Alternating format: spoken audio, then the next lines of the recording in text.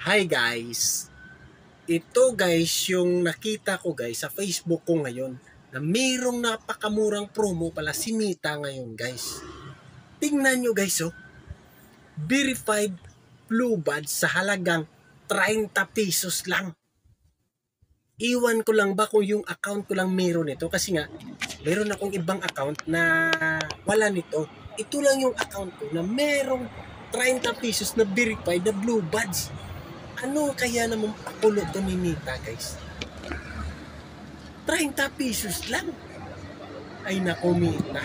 Ang mura. Pero guys, hindi ko ni-click kasi nga yung Gcash ko walang laman.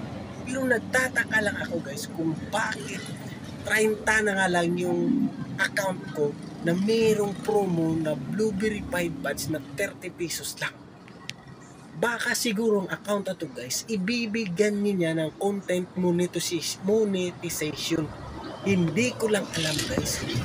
Pero parang napupusuan ni Mita yung account ko na ganito. Kasi nga, hamakin mo mula sa 600 guys, yung verification na Blue Buds ay ginawa na lang yan ng 30. Hindi ko lang alam guys kung totoo to guys kasi nga, pero si Mita itong naglagay guys eh.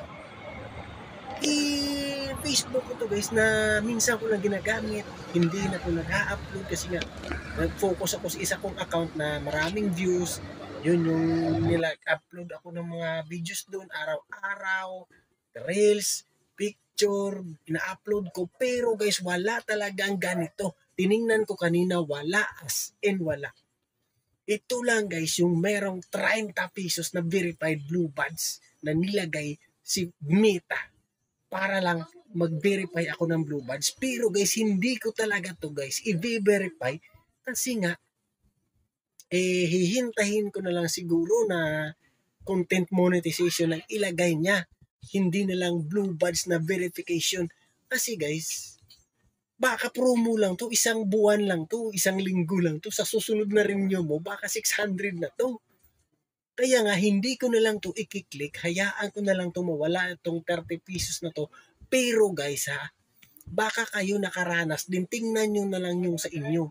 Baka meron dyan kayong Blue Buds na verification na 30 pesos lang, i-click nyo na. Ako hindi ko kasi sinubukan guys, kasi nga, sa tingin ko guys, hindi naman ito talaga magtatagal. Baka 1 month lang to, mawala na tong blue. Baka pag-renew mo na 600 na, tapos hindi pa naman ako monetize sa Facebook o hindi pa ako monetize sa Meta, wala pa naman akong content monetization. Kaya sabi ko, hindi ko muna to i-click kasi sayang lang din naman to. Anin ko naman yung Blue Buds, wala din naman akong content monetization. Sayang lang to. Pero sa inyo, tingnan nyo, baka meron na yan ang 30 pesos na monetize verification buds na promo ni Mita. So yun lang guys ang gusto kong gawa na video. Mag-subscribe ka na sa YouTube ko at mag-like.